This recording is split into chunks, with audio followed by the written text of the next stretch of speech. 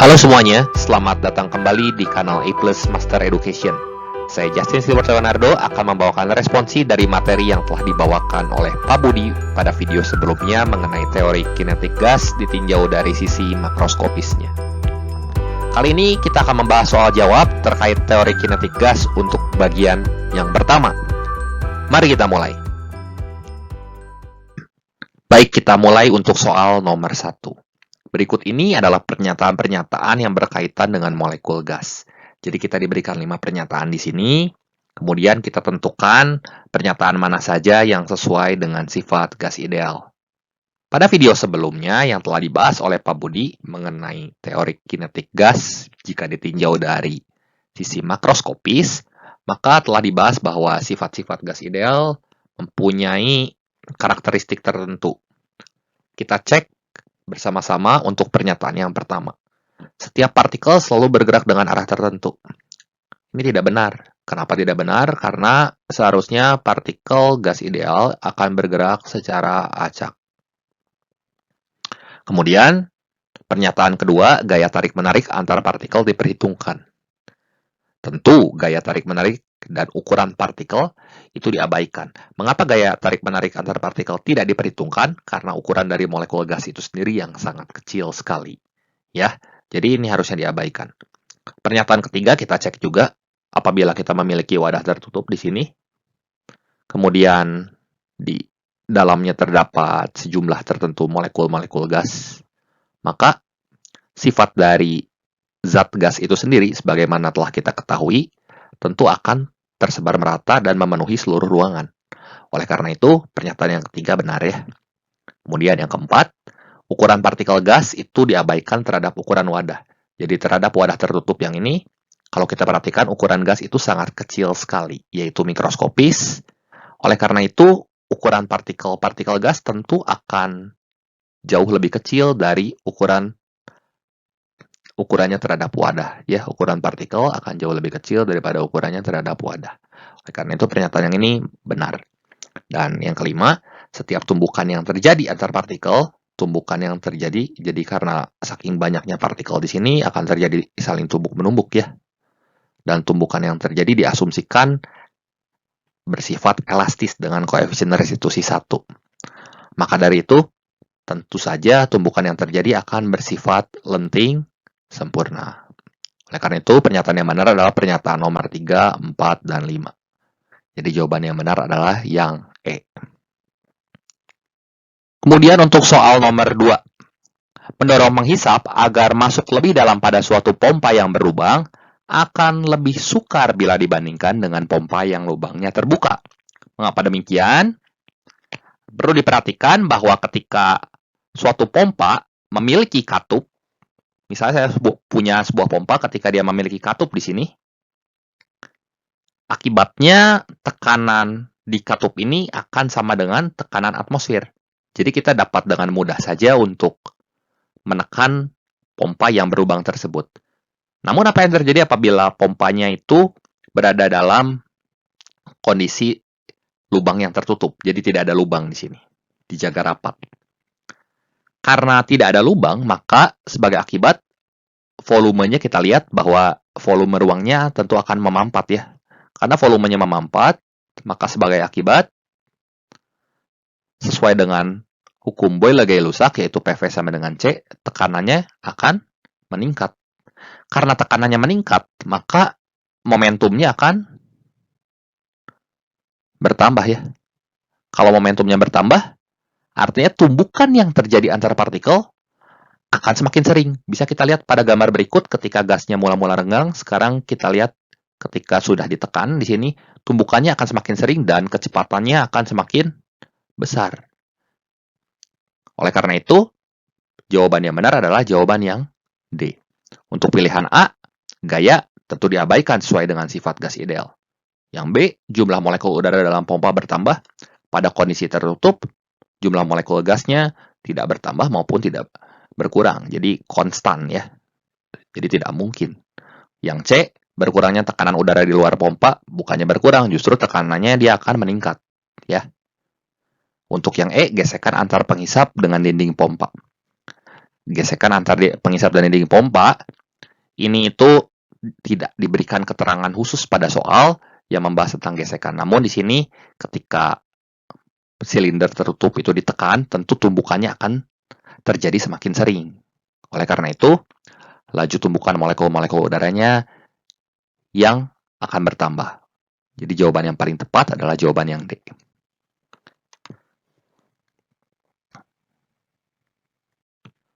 Oke, kemudian kita lanjutkan ke soal nomor 3. 2 liter gas pada suhu 27 derajat Celcius dan tekanan 1 atmosfer dimampatkan hingga volumenya menjadi 1 liter dan dipanaskan hingga menjadi 127 derajat Celcius. Kita garis bawahi informasi-informasi penting di soal, yaitu 2 liter gas, suhu 27 derajat, tekanan 1 atm, volume akhirnya jadi 1 liter, dan ketika dipanaskan menjadi 127 derajat Celcius. Kita diperhadapkan pada dua keadaan gas, yaitu kondisi awal, saya tulis K1, di mana volume awalnya adalah 2 liter, tekanan awalnya adalah 1 atmosfer, kemudian suhu mula-mulanya adalah 27 derajat Celcius, kita rubah menjadi Kelvin, kita peroleh 300 Kelvin. Dan kondisi akhir, kita tuliskan demikian. Volume akhirnya dia menjadi 1 liter, dan ketika dia dipanaskan, tekanannya kita tidak tahu, itu yang ditanya, dan suhu akhir setelah dipanaskan adalah 400 Kelvin. Untuk membandingkan dua keadaan gas, kita dapat langsung menggunakan persamaan Boyle-Gay-Lussac, yaitu menggunakan persamaan P1V1 per T1, yang sama dengan P2 V2 per T2. Maka dari sini kita bisa masukkan saja, substitusikan data-data yang diketahui, yaitu P1-nya 1 atm, kita tulis 1, kali V1-nya 2 liter, per T1-nya yaitu 300 Kelvin, yang sama dengan P2 yang ditanyanya, dan V2-nya adalah 1 liter, per T2-nya adalah 400 Kelvin. Untuk menentukan P2 di sini, kita tinggal kalikan silang saja dengan menyederhanakan bentuk ini, hingga sebagai akibat kita peroleh nilai dari P2, setelah kita kalikan silang, yaitu 1 kali 2, 2 dikalikan dengan 4, yaitu 8, dibagi dengan 3. Atau ini sama dengan 2,67, dan ia akan memiliki satuan yang sama dengan kondisinya mula-mula, yaitu atm.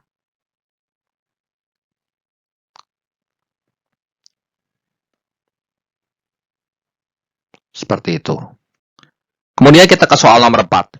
Udara dalam ban mobil pada suhu 15 derajat Celcius mempunyai tekanan 305 kPa.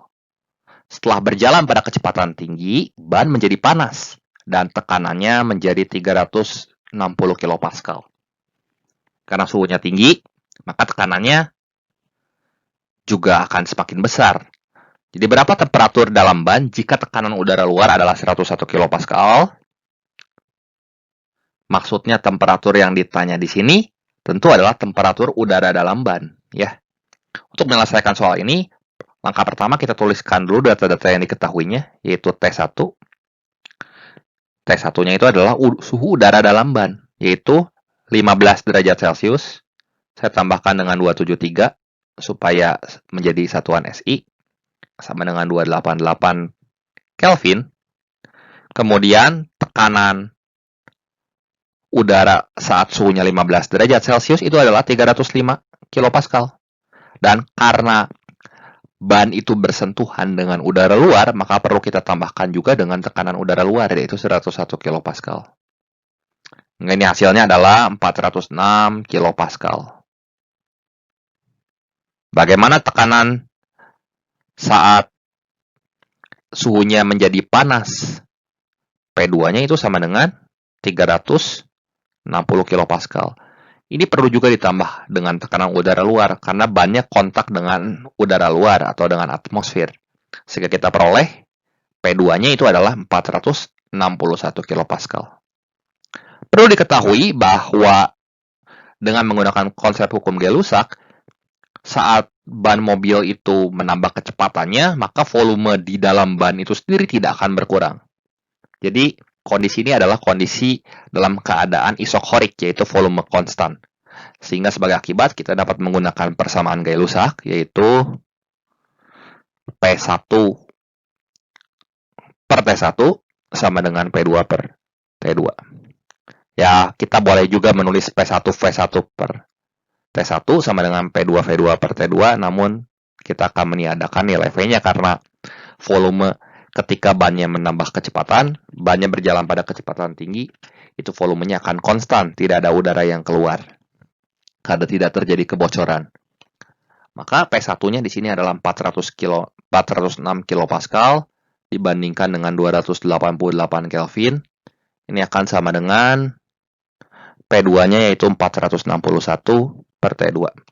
Kalau kita hitung, nanti T2-nya itu sama dengan 461 dikali 288 per 406 yang hasilnya sama dengan 327 Kelvin. Oleh karena itu, nilai dari T2-nya itu akan sama dengan 54 derajat Celcius. Ya, kita lanjutkan ke soal nomor 5. Pada keadaan normal, yaitu saat suhunya 0 derajat Celcius dan tekanannya 1 atmosfer, maka 4 gram gas oksigen dengan MR32 memiliki volume sebesar titik-titik.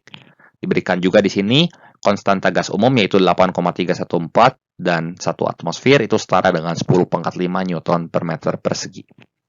Perhatikan yang saya beri garis berwarna merah. Ini adalah informasi-informasi penting yang terdapat pada soal. Kita tulis sebagai diketahui, di mana massa mula-mula gas oksigen tersebut adalah 4 gram. Kita rubah ke satuan SI jadi 4 kali 10⁻³ kilogram. Kemudian MR-nya itu 32, tidak ada satuannya. Kalau dalam kimia itu sama dengan gram per mol, atau kalau kita rubah ke satuan SI ini akan sama dengan kilogram per kilomol. Kemudian suhunya kita nyatakan dengan Kelvin, yaitu 273 Kelvin. Kemudian tekanannya kita tuliskan 1 atm sebagai 1 kali 10⁵ Newton per meter persegi. Dan konstanta gas umum kita rubah ke SI menjadi 8,314 kilojoule per kilomol Kelvin. Seperti itu. Oleh karena itu, kita dapat menentukan nilai volume dari gas oksigen yang ditanya pada soal dengan menggunakan persamaan gas ideal yang telah dibahas pada video materi, yaitu PV sama dengan N kali R kali T. Sebagaimana telah kita ketahui bahwa N di sini adalah jumlah mol, bisa kita tuliskan juga PV sama dengan massa per massa relatifnya dikalikan dengan konstanta gas umum dan suhu mutlaknya. Oleh karena itu, nilai dari V di sini bisa kita tuliskan seperti berikut. Jadi V sama dengan M kali R kali T dibagi M dikali P dengan memindahkan P ke ruas yang sebelah kanan sini. Jadi, kita tinggal mensubstitusikan data-data atau informasi yang diketahui pada soal ke persamaan berikut. Kalau kita substitusikan, V-nya sama dengan massanya 4 kali 10⁻³ kali R-nya 8,314 kali suhu mutlaknya adalah 273 Kelvin per massa relatifnya itu adalah 32 dan tekanannya adalah 1 kali 10⁵ atmosfer. Silakan itu menggunakan kalkulator, maka kita akan peroleh hasil dari volumenya adalah 2,8 kali 10⁻³ meter pangkat 3 atau meter kubik. Oke, kemudian kita lanjut ke soal nomor 6. Dua bejana A dan B bervolume sama dihubungkan dengan pipa kecil yang volumenya dapat diabaikan. Mula-mula, sistem diisi dengan udara kering pada tekanan 10⁵ Pascal dan suhu 300 Kelvin. Suhu dalam bejana B sekarang dinaikkan menjadi 600 Kelvin, sedangkan suhu di A dijaga tetap 300 Kelvin. Berapa tekanan dalam sistem sekarang? Jadi untuk menyelesaikan soal gabungan dua bejana, dua buah gas ideal dalam dua bejana ini, maka kita dapat membandingkan kondisi mula-mula dengan kondisi yang sekarang. Tentu hasilnya akan sama karena kekonstanan dari hukum gas ideal. Maaf. Sehingga dapat kita tuliskan PA kali VA per TA, karena ada dua bejana dan dihubungkan, tinggal kita jumlahkan saja dengan bejana B, PB/VB per TB, yang sama dengan PA aksen kali VA aksen, kondisinya saat sekarang ya, per TA aksen, ditambah PB aksen kali VB aksen per TB aksen. Perhatikan informasi yang diberikan pada soal di sini bahwa volume A sama dengan volume B, saya misalkan dengan V. Dan apabila bejana ini dihubungkan dengan pipa kecil, maka tentu akan menghasilkan nilai tekanan yang sama. Maka untuk kondisinya mula-mula, kita tuliskan saat diberikan udara kering dengan tekanan 10 pangkat 5 Pascal, PA-nya 10 pangkat 5, saya tuliskan volumenya dengan V, kemudian TA-nya adalah 300 Kelvin, dan PB-nya juga 10 pangkat 5, dan volume B-nya saya tulis dengan V, dan TB-nya itu 300 Kelvin. Kemudian untuk PA aksen, tentu hasilnya akan sama dengan PB aksen. Saya tulis dengan P aksen saja di sini. Ini akan sama dengan P aksen kali VA aksen, volume itu tidak berubah, per TA, suhu di A dijaga tetap, yaitu 300 Kelvin, ditambah PB aksen, itu P aksen, dan VB aksennya adalah V, karena volume bejana A sama dengan volume bejana B yang ini. Oleh karena itu, kita bisa menuliskannya seperti demikian. Dan TB aksennya dinaikkan menjadi 600. Kita tinggal mencoret saja V-nya di sini. Kemudian kita kalikan 300 semua, ruas kiri dan ruas kanan, menjadi seperti ini.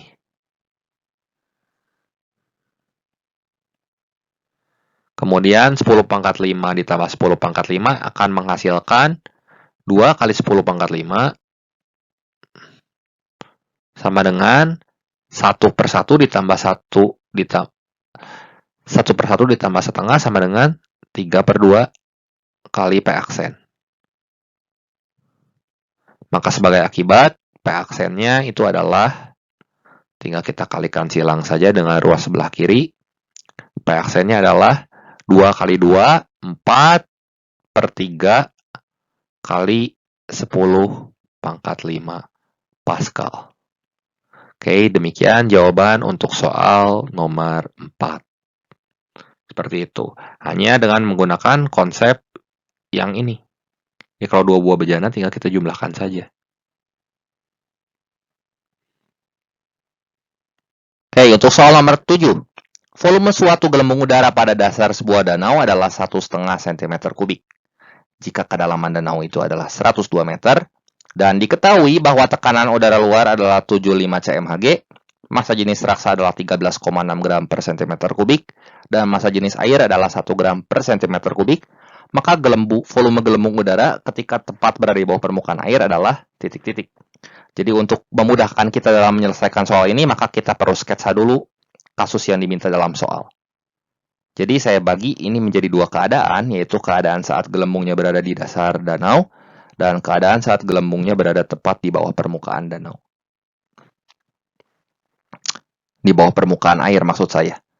Saya namakan kondisi saat gelembungnya di bawah permukaan air di sini dengan kondisi yang pertama, dan saya namakan kondisi saat gelembungnya berada di dasar danau dengan kondisi yang kedua. Perhatikan bahwa saat gelembung berada tepat di bawah permukaan air, ia akan mengalami tekanan hanya dari udara luar saja. Saya namakan dengan P0. Namun ketika gelembungnya berada di dasar danau, ia akan mengalami tekanan dari luar maupun tekanan dari dalam air, atau kita namakan dengan tekanan hidrostatis.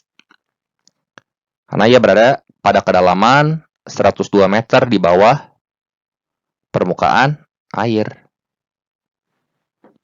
Pada kondisi 1, di sini saya tulis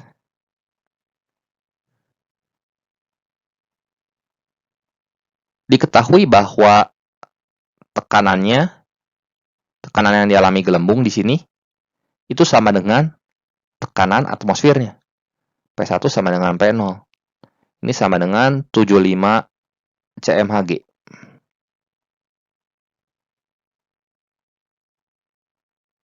Dan volume satunya kita belum tahu berapa. Pada kondisi 2, yaitu saat gelembungnya berada di dasar danau, maka tekanan yang dialami oleh gelembung itu sama dengan tekanan atmosfer ditambah dengan tekanan hidrostatis. Di mana kita belum tahu tekanan hidrostatisnya berapa. Namun kita sudah mengetahui bahwa volume di dasar danau ini adalah 1,5 cm3. Jadi volume di sini kita sudah tahu 1,5 cm3. Dari sini kita bisa menentukan tekanan hidrostatisnya dan dinyatakan dalam satuan cmHg. Karena diketahui tekanan atmosfernya dalam cmHg, maka kita perlu menyatakan juga tekanan hidrostatisnya dalam satuan cmHg untuk kedalaman 102 meter di bawah permukaan air. Jadi pada kedalaman 102 meter, kalau kita nyatakan dalam tekanan, maka kita tinggal rubah menjadi cmHg, yaitu P hidrostatisnya ini akan sama dengan 102 kali 100 kali 1 cmHg dibagi dengan 13,6 dibagi 13,6. Ini akan menghasilkan tekanan hidrostatisnya adalah 750 cmHg. Jadi kalau kita jumlahkan tekanan atmosfer ditambah tekanan hidrostatis, itu akan menghasilkan hasilnya yaitu 825 cmHg. Asumsikan bahwa suhu untuk setiap titik dalam air itu sama karena tidak diberikan informasi apapun pada soal. Sehingga suhu saat gelembung berada pada kondisi pertama sama dengan T, dan suhu pada saat gelembung berada dalam kondisi 2 sama dengan T juga. Oleh karena itu, kita dapat menggunakan persamaan Boyle-Gay-Lussac di sini, yaitu P1 V1 per T1 sama dengan P2 V2 per T2. Tidak ada informasi apapun pada soal tentang suhu, maka kita asumsikan sama, bisa kita coret untuk nilai P1-nya, yaitu 75 cmHg. Di sini kita tulis 75, dan volume satunya V1. Ini akan sama dengan P2-nya, yaitu 825 cmHg, dikalikan dengan V2. V2-nya yaitu adalah 1,5.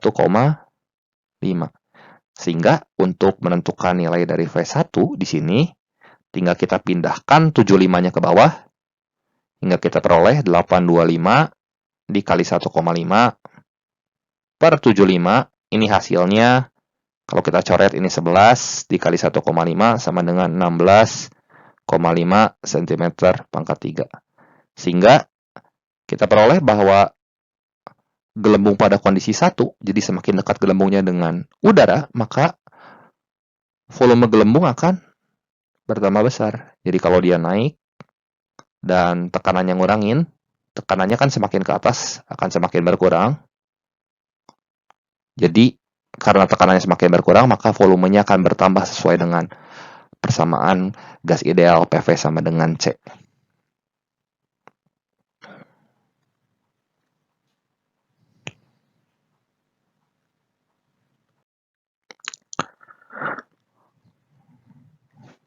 Oke, kita lanjutkan ke soal nomor 4. Gas bermassa 4 kg bersuhu 27 derajat Celcius berada dalam tabung yang berlubang. Jika dipanasi hingga suhunya 127 derajat Celcius dan pemuaian tabung diabaikan, maka tentukan massa gas yang tersisa, massa gas yang keluar, perbandingan massa gas yang keluar dari tabung dan massa awalnya, kemudian perbandingan massa gas yang tersisa dengan massa awalnya. Untuk menyelesaikan soal ini agak rumit bila menggunakan cara yang biasa.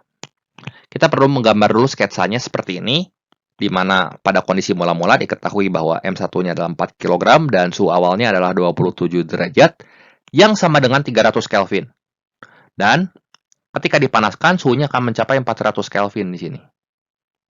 Untuk menyelesaikan ini perlu dipahami konsep atau cara cepat dari A plus W. Di sini pahami bahwa massa itu akan sebanding dengan tekanan dan berbanding terbalik dengan suhu. Konsep A plus W ini akan membantu kita untuk menyelesaikan soal-soal berikut. Karena massa sebanding dengan tekanan dan berbanding terbalik dengan suhu, maka kita dapat menyelesaikan soal A seperti demikian. Kita dapat menuliskan massa mula-mula banding massa yang akhir dengan indeks 2. Ini akan sama dengan T2 per T1. Mengapa demikian? Karena massa berbanding terbalik dengan suhunya, dengan suhu mutlaknya. Maka kita dapat tuliskan M1-nya itu adalah 4 kilo per M2-nya yang ditanyakan. Ini akan sama dengan T2-nya yaitu 400 Kelvin dan T1-nya 300 Kelvin. Tinggal kita sederhanakan saja. Kita coret ini hingga kita peroleh nilai dari M2-nya adalah 3 kg. Kemudian, untuk menentukan massa gas yang keluar dari tabung, massa gas yang keluar itu merupakan massa gas mula-mula, delta M, saya lamakan dengan delta M, itu massa gas mula-mula, saya tuliskan dengan M1, dikurangi massa gas yang tersisa dalam tabung.